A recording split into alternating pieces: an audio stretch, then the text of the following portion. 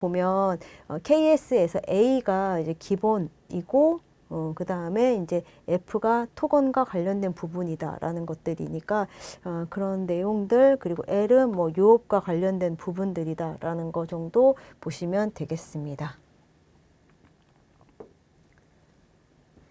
자, 다음은 제도 용지에 관련된 부분들입니다. 그래서 제도 용지 같은 경우에는 우리가 A열 사이즈를 이렇게 쓰고 있는데, A열 사이즈의 특징 같은 경우가 이제 비례를, 루트 비례를 갖고 있다라는 부분들입니다. 그래서 보통 루트 비례라고 하는 부분들은 1대 루트 2, 말 그대로 1대 1.414의 값이다라고 보시면 되고요. 이제 비례 중에서 이제 정사각형의 대각선, 그리고 이 대각선을 회전했을 때 여기에서 얻어지는 값이 0.414 정도의 값입니다. 그래서 자, 이렇게 만든 이제 그 직사각형으로 이제 생각을 해주시면 되고, 이런 이제 종이의 비례가 예를 들어서 우리가 설계할 때 기본 설계도 A2에 작성을 하는데, 이제 사이즈의 크기가 420에 594입니다. 그러면 여기에다가 뭐 1.414 값을 곱하면 이제 594가 되고, 자, 그리고 이제 이거를 1.414로 나누게 되면 297이 된다는 거죠.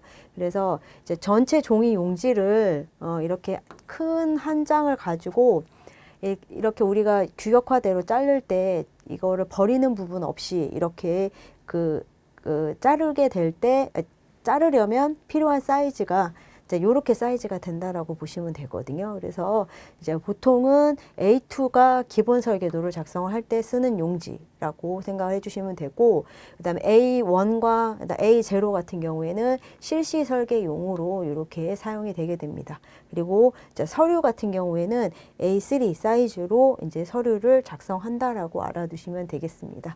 자, 지금처럼 제도용지의 규격 같은 경우에는 이제 정적인 균제를 가지고 있는 이제 비례이거든요. 그래서 정적 균제의 비례다라는 부분들 기억을 해두시면 되고, 그리고 뒤에 보시면 이런 비례에 관련해서 황금 비례 등이 나오게 됩니다. 그래서 조경사에도 보면은 뭐 그리스인들의 그 뭐 파르테논 신전이라든지 이런 곳들 황금 비례가 사용이 되었다, 뭐 이런 것들도 나오는데, 그래서 그때 뭐 1대 1.618 같은 경우에는 이런 루트 비례보다는 훨씬 더 동적인 비례라고 보시면 되겠고, 이 종이 규격이라든지 이런 부분들은 이제 정적인 균제, 정적인 비례를 가지고 있다라는 것들로 이렇게 이해해 주시면 되겠습니다.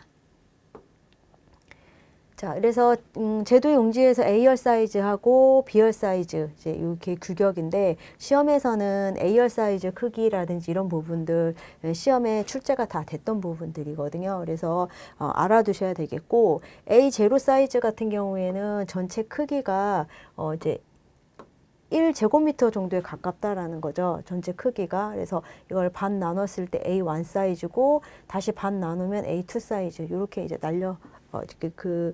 나눠진다라는 부분들 이제 봐두시면 되겠습니다. 자, 다음은 제도사항에 대한 부분들 보도록 하겠습니다.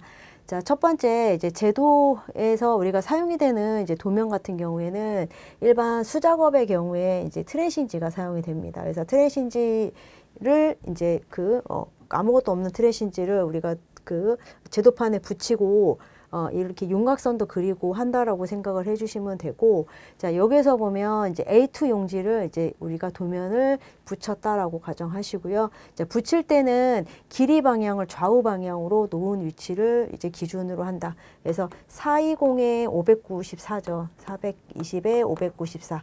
그러면 594를 이제 좌우 방향으로 놓고 붙이고, 자, 그렇게 한 다음에 이제 도면의 윤곽선을 이렇게 그리게 되는데, 도면의 윤곽선은 다 1cm 간격으로 이렇게 그립니다. 그래서 자, 그럴 때 왼쪽을 그냥 묶을 때는, 철을 할 때는 뭐 25mm 정도를 띈다라고 보시면 되고, 뭐 일반적인 경우에는 다 1cm 정도로 이렇게 여백을 두고 선을 이렇게 굵게 이제 치게 됩니다.